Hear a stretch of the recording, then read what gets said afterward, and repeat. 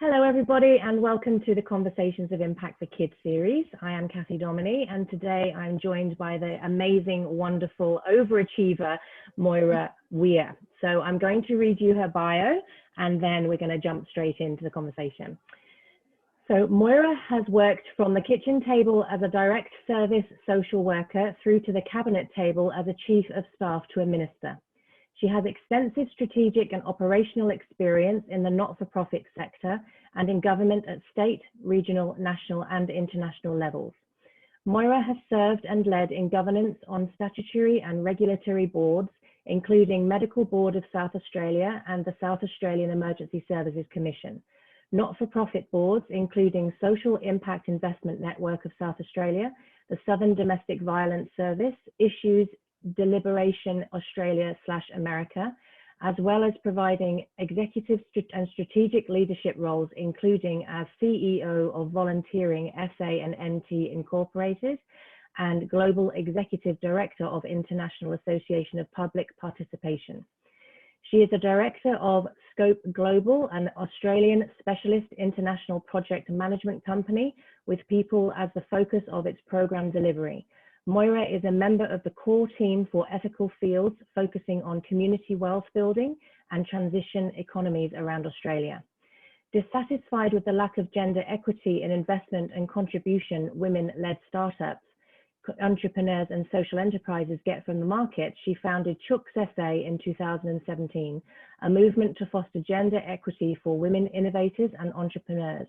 With almost 3,000 members, she is now developing a new incubator model for women excluded from the economy under the auspices of cooperative called the Hen House.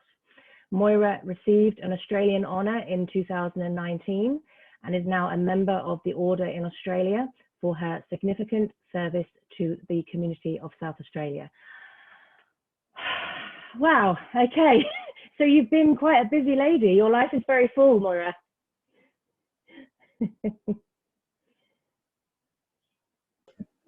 Sorry about that, Kathy. Yes, Yeah.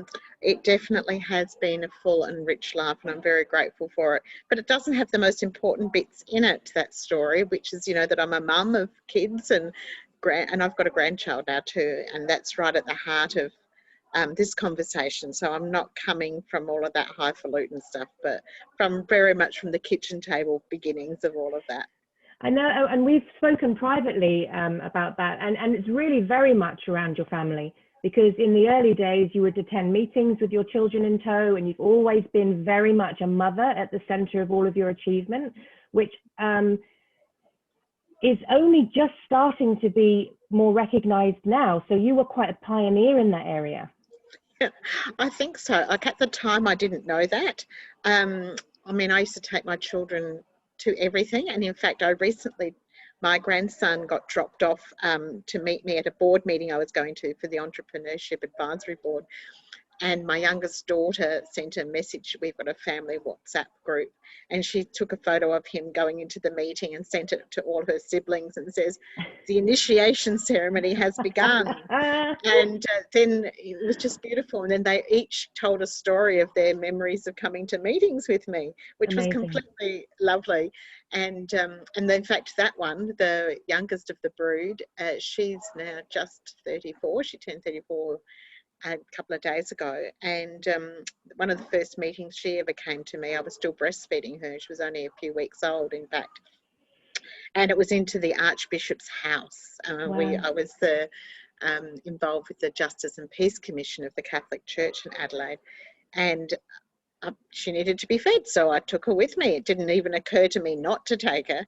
Yeah. And as I'm sitting in the parlour with the Archbishop and a few other important dignitaries, all men as it happens to be in those days, and I was just feeding her, and I thought, oh my goodness, this is probably the very first time that a baby has been fed in the Archbishop's house. Yeah. And I kind of like that. Yeah, absolutely. And I mean, that's something that stopped me from starting for a long time, is that, you know, my kids are always around, and I felt that, you know, I couldn't have them alongside me because it wouldn't be accepted. And then I just thought, oh, the right people will accept it and the right people won't accept it.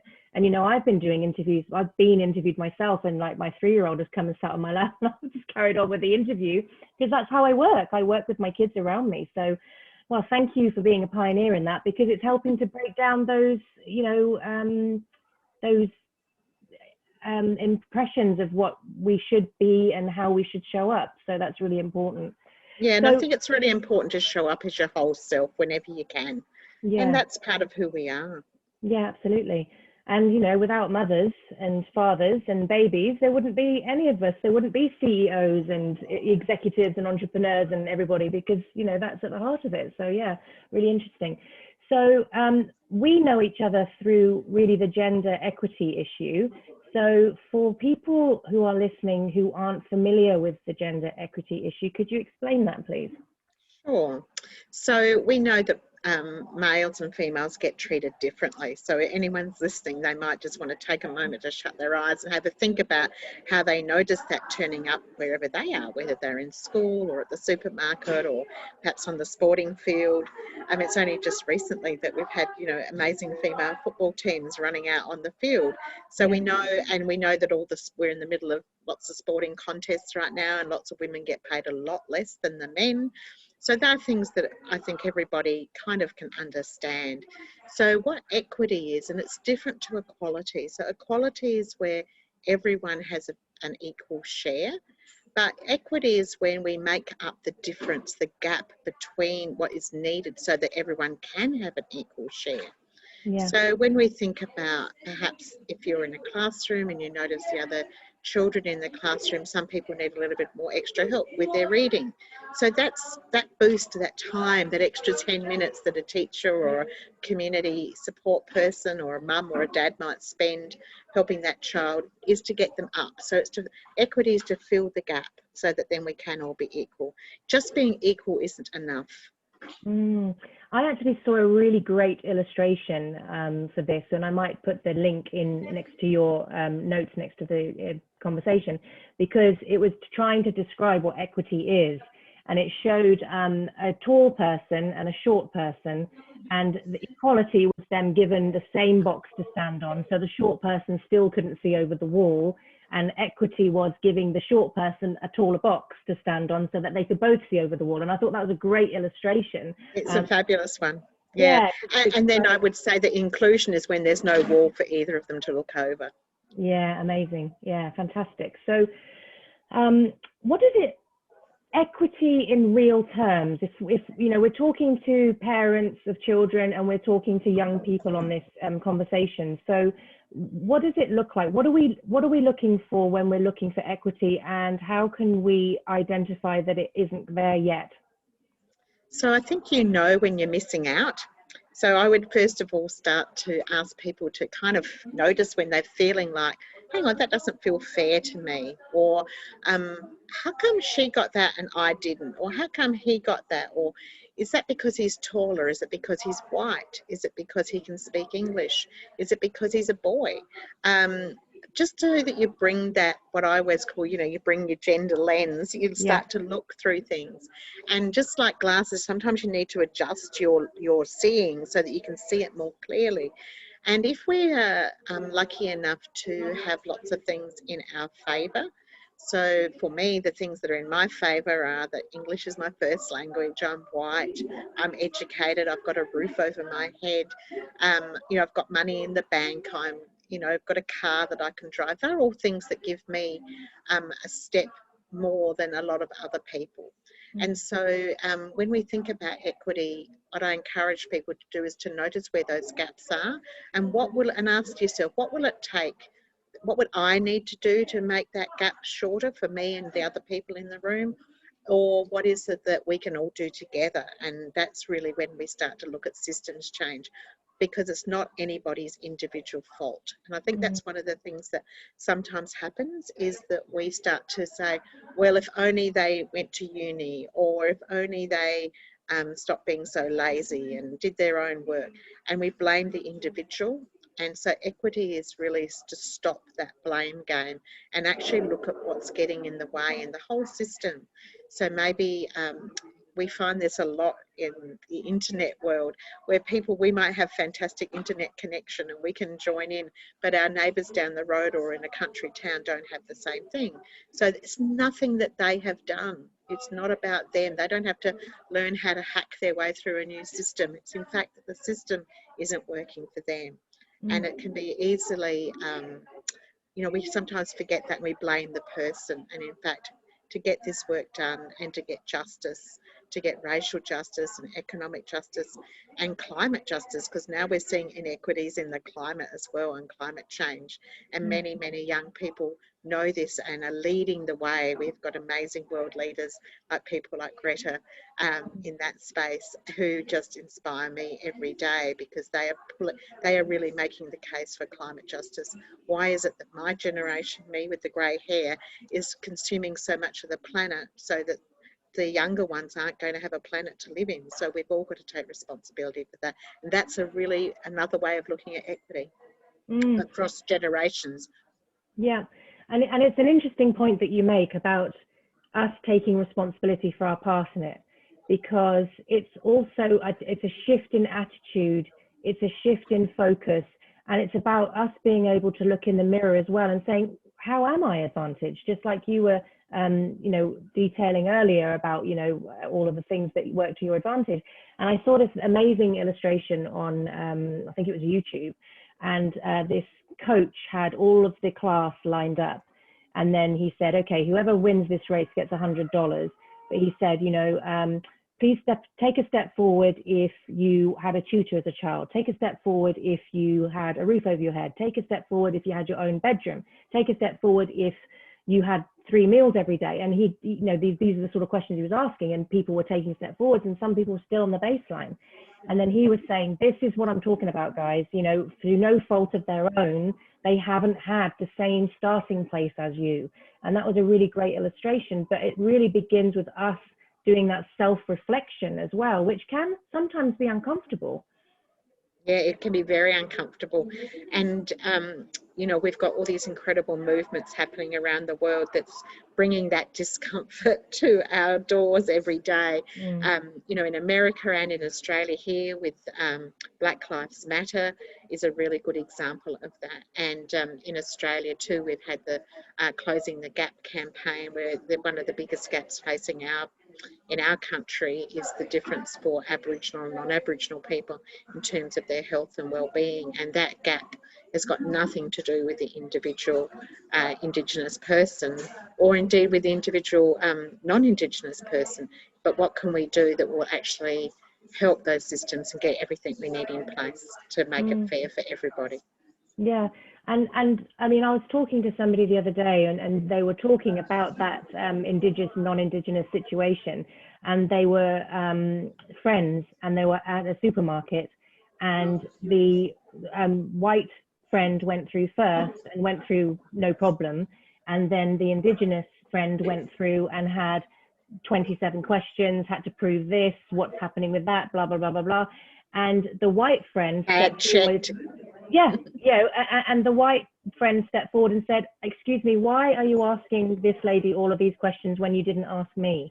And so I think it's about, in your day-to-day life, and it doesn't have to be aggressive, but just shining a light on this isn't, you're not treating us the same. And that's where it starts, isn't it? Those daily encounters.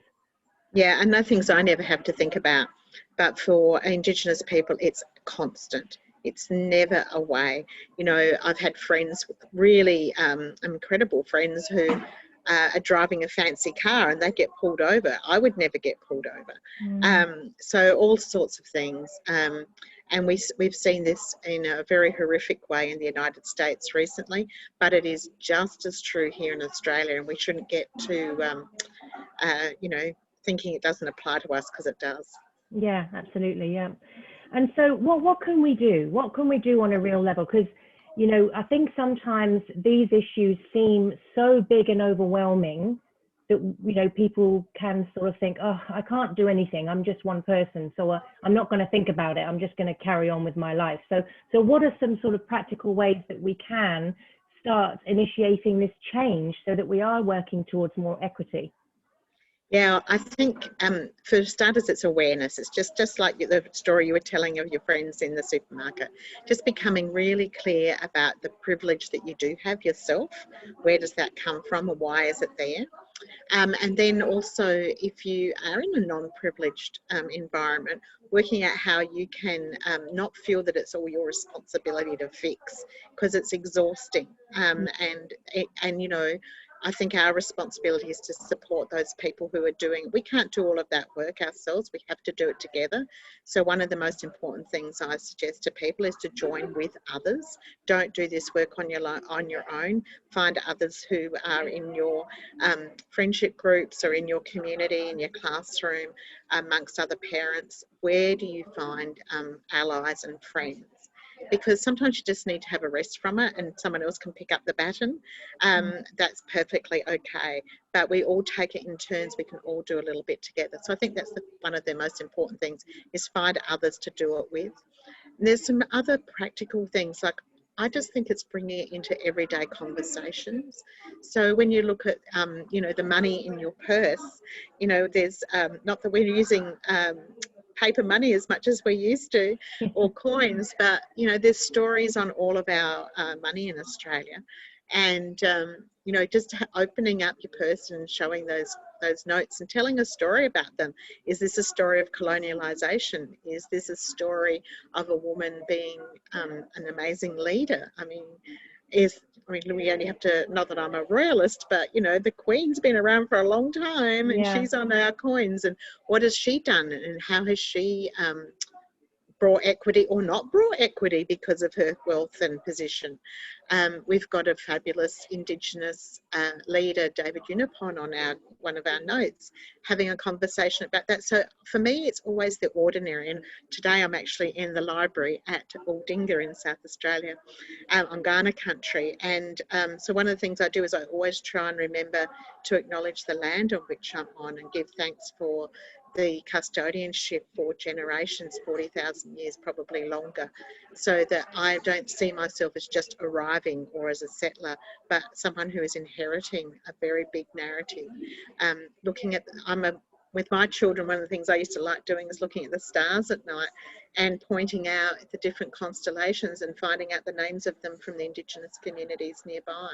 And every single library's got those resources, every school's got those things by, and then if you're lucky enough to go to a planetarium, you can do nights like that. So I like building in learning as a way into this conversation, and also I like building really practical things. So when my children were little, and they still talk about this, is, you know, we all went on the marches for peace and for justice, and they have inherited that experience, and how they then express that in their own lives is all quite different now. But you know, when you are a parent, you are in a position to actually do that influencing and give them an opportunity to see what it means to gather.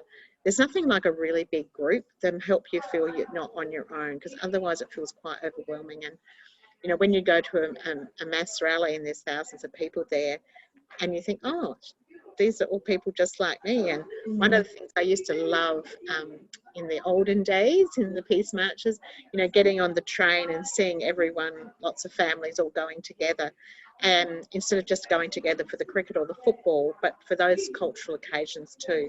So yeah, and just always make sure you've got someone going with you. My usual rule about this is, if you're going, see if you can find someone to take with you, whatever that is. Yeah. Yeah, and I love that, and I love you know, the groups that you're talking about, because for us, we're a multicultural family, because I'm English, my husband's Zimbabwean, we live in Australia, so it's lots of cultures there. And you know, we've always, as a family and as a couple, looked for ways to connect, not looked at ways we were different. So we've got lots of different friends from lots of different backgrounds and lots of different experiences. And it's so amazing. Like, you get a completely different viewpoint on life. You learn so much, you get different perspectives. And one of the greatest tools that we have found is just sitting and just listening to someone's experience, and, you know, accepting that, you know, there's some experiences, like we were saying earlier, that I'll never experience because of my privilege. And so to be able to just sit and listen and respect and honor somebody else's journey. You know, you could be living in the same street and in the same community and have a very different experience of it. Yeah, and there's so many, you know, fabulous films and videos and books and music, you know, so it's not, this shouldn't be a hard thing. It's very accessible and easy, but sometimes we have to be intentional. And so it's actually, you know, having an orientation towards noticing where we're the same and where we're different, and that the difference is a bonus. It's not a deficit. Like, there is strength in diversity. And I think that just having that point of view can actually, well, it does. It strengthens our whole society, and it makes us all more rounded human beings. And I think that's a good thing. Yeah, definitely. So within a school situation, if a student perhaps identifies an area that they feel, oh, I'm not sure that this is quite right, what sort of steps could they take in that environment? Well, I think always tell your friend and see if, check it out, because sometimes you can be a bit, you might be being a bit paranoid, or perhaps you misunderstood something. Yeah. So I always think it's good to get a second opinion from your peers, from your friend, and then ask that person to go with you to talk to somebody else in authority. So you don't have to do it on your own. I really think this is important. So if it's really private, or you're feeling a bit nervous about that, and you can find a trusted adult to share that with, whoever it is, but don't hold it to yourself. And also be willing to be wrong and just test out what's possible. So instead of thinking you're always right, my question, and one of the things I love to do, is ask people to be curious about it, and just, oh, I wonder why they said that, or wonder where that's coming from, or why am I feeling like this, and to try and get clear about where your feeling is and where does it come from, because that it may well be that you're 100% right, and it's worth trying to be like a detective about your feelings. And sometimes things will happen in your body, like you'll feel sick, or you'll feel like you've got a dry throat and you can't, or you just feel faint, or you feel confused and you just want to scratch your head like, what was all that about? So I always encourage young people to and parents to notice where we're feeling it in our body, because sometimes that's a little bit of detective work. It's a bit of a clue about what's actually happening. Yeah, and I love that lens of curiosity as well, because it takes so much pressure off being right or wrong, doesn't it? If we're going with that intention and energy of, I'm curious about this, rather than why did you do this? You know, that's a completely different conversation. It is. And again, this is about helping to move away from that blame way of seeing the world. And if we think, oh, you made me feel like that, well, in fact, that's actually not right. It's more like, I feel like ... when this happens to me. And then you've got a bit more control over your own feelings and your own agency, your own sense of self, and who you are and how you want to look after yourself in that situation. And sometimes that means, you know, you shouldn't be there, and that's a good reason. Your emotions are there for a good reason. They're there to help you detect how you can look after yourself. They're not there, they are there specifically for protection. They're not there to scare you away. They're there to give you information. Yeah, I totally agree with that. And I've always said to my children, trust your instincts.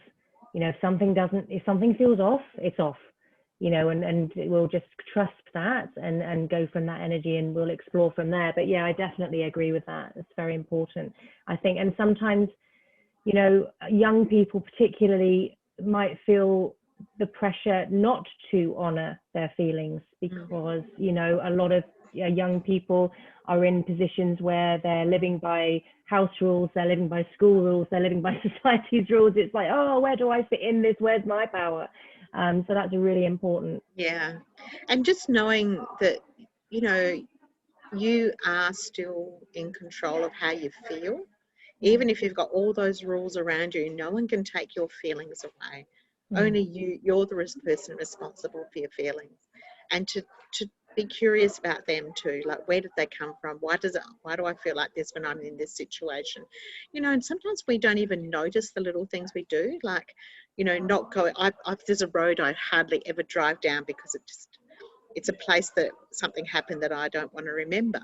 And so I deliberately don't go down there. And I've now been doing it for so long. when I've got that choice, I never go that way. But that's my choice. So nobody else needs to know why I don't drive there. I still get there at the same time, and nobody else's business. But that's been my self-protection mechanism. So I think we all do those things. We don't even notice we're doing them sometimes. And all of a sudden one day we think, how come I never go down that road? Oh, that's right. I remember now. Yeah, sure. Oh, well, this is an amazing conversation, Moira. Thank you so much for taking the time to speak to me. I really, really appreciate it. It's been wonderful having you on. So thanks, Kathy. I really appreciate being there and wish everyone all the very best as they navigate their world to bring more equity to others. Yeah, excellent. Thank you. And I'll have all of Moira's details next to the conversation and ways that you can connect with her online. Thank you for listening, and I'll see you next time.